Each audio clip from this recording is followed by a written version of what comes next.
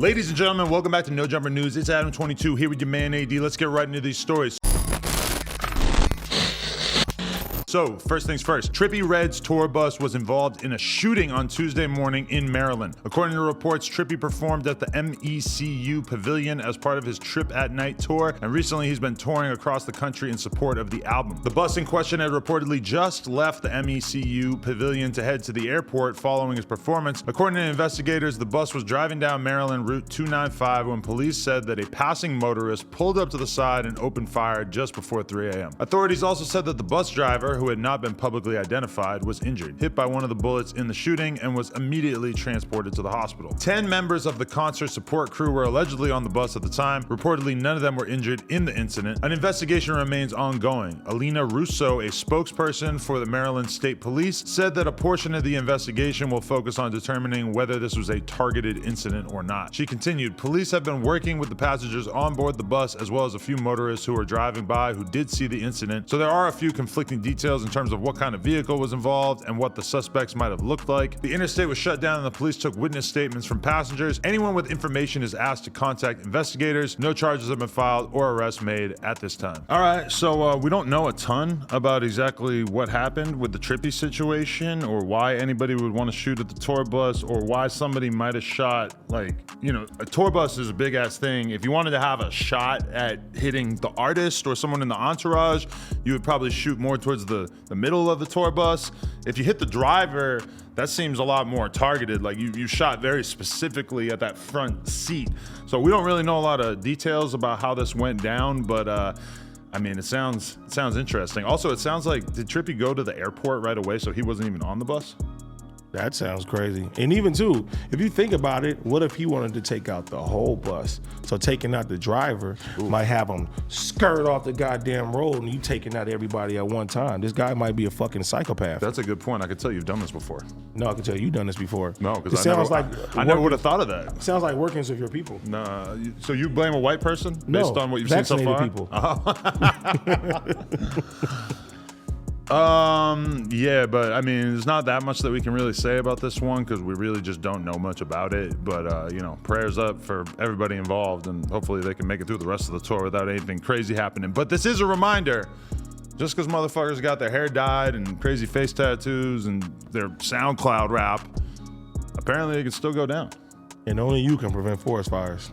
Next story. Taxstone has finally had his trial date for allegedly murdering Troy Ave's bodyguard. According to the reports, Taxstone will possibly face off against Troy Ave in court over the fight inside Irving Plaza in New York in May of 2016 that led to the murder of Troy Ave's bodyguard, Ronald Benga McFadder. According to All Hip Hop, Troy Ave plans to take the stand and testify against Taxstone come November 2nd, despite his own felony charges of attempted murder and criminal weapons possession charges. He is currently free on $500,000 bail. Taxstone was supposed to stand trial for murder last year, but the case was pushed back several times due to the coronavirus havoc on the judicial system. Taxstone and Troy Ave were involved in a feud that reached its peak when the two ran into each other backstage at a T.I. concert. A brawl ultimately broke out by rappers Mano, Uncle Murder, and Casanova stood nearby. As widely reported, a weapon was eventually drawn, and the two men fought over the gun. Taxstone has been accused of firing a weapon, which led to Troy Ave getting shot in the leg and his bodyguard being fatally shot. Surveillance footage shows Taxstone fleeing the green room backstage, followed by Troy Ave firing off shots inside the venue. The murder weapon was recovered from a van Troy Ave was driving, but forensic investigators later linked the gun to Taxstone, who reportedly had purchased the firearm. The feds said Taxstone received a Celtic 9mm semi-automatic handgun from outside the state of New York between October 2015 and May 25, 2016. A prior felony conviction made it a federal crime for Taxstone to possess a firearm. He has now admitted Daryl Campbell illegally carried a semi-automatic handgun into the Irving Plaza music venue the night Ronald McFadder was shot and killed there, and 3 others were wounded, said U.S. Attorney June H. Kim. Taxstone has been in jail without bail for the last 4 years. Okay, I just want to put this in perspective with you. I interviewed Taxstone at the very beginning of the No Jumper lifespan. I'm going to guess that it was 2016.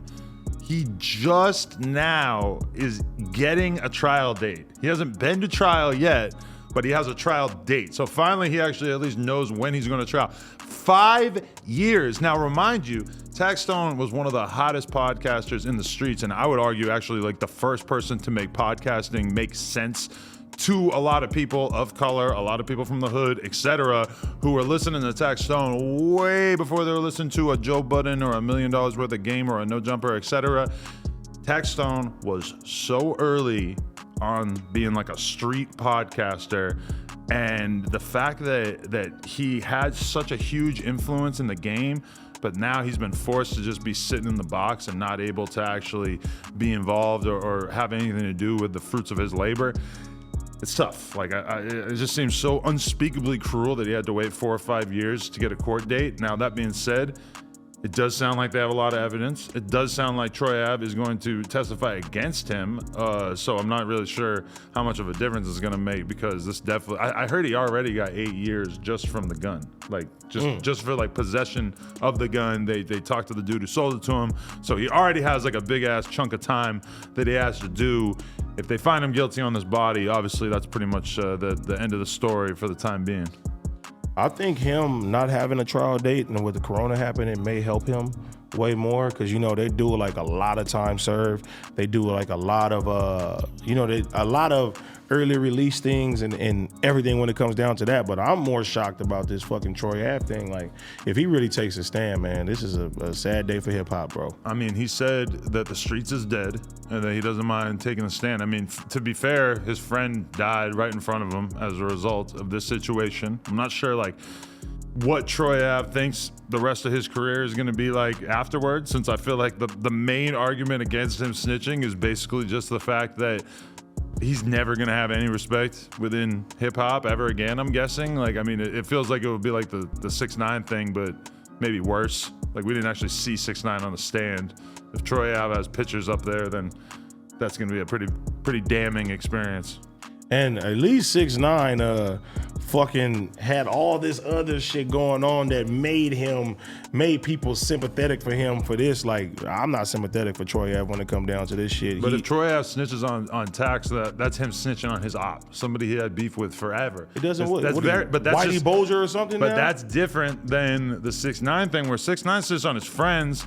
If Troy Ave goes in there and snitches on somebody who he had issues with for years and years and years, I mean, maybe the world would perceive it differently. Although, to be fair, Troy Ave is really obviously in the latter part of his career. It ain't really like anybody's listening to him. That's the difference between him and 6ix9ine, is that at the time 6ix9ine was one of the biggest rappers. A rat is a rat, either way you slice it. You feel me? I look at Troy Ave more because, you know, at one point in time I was listening to his music, I was fucking with his movement, and he seemed like he really came from the streets, and he, you know what I'm saying, like, he was somebody that you can commend. And it's like, wow, like, you grew up like this, you knew exactly what this shit is, and if you take the stand, my nigga, that's even worse. Like, at least they could say 6ix9ine wasn't part of the Bloods and he came and they just grabbed his kid, and you feel me, like, I knew that nigga was gonna fold. But this shit is like, man, it's a whole nother level right here.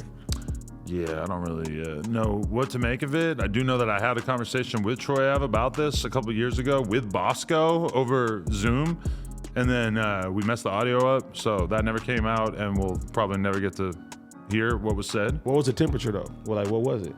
It was basically him justifying snitching over and over for a long time. So what did Bosco say? Bosco, I don't know. I don't want to comment on what he said, but it was, you know, we had the conversation. Probably he wasn't super approving of it, but I stand with C-Mac. He that, kick him in the ass. So yeah, prayers up for Taxstone. I mean, it would make me extremely happy to see him back on the streets and, you know, walking amongst us, podcasting once again. I don't know how likely that is at this time, but, you know, fingers crossed. Last time I talked to him, he seemed pretty optimistic. So who knows? I met him right before he went to jail too. He came out here. Yeah, he was good. I mean, that's the crazy thing, is that he went, allegedly did this murder, and then hopped on a plane, flew out to LA, and did no jumper like a week later. Great guy. A couple days later. Great guy. If that's really how that happened, thanks, I guess. I don't think he killed anyone. Nah, I don't believe it either. YouTube, do us a favor, like, comment, and subscribe, and we'll be back real soon, except next time AD's gonna be naked.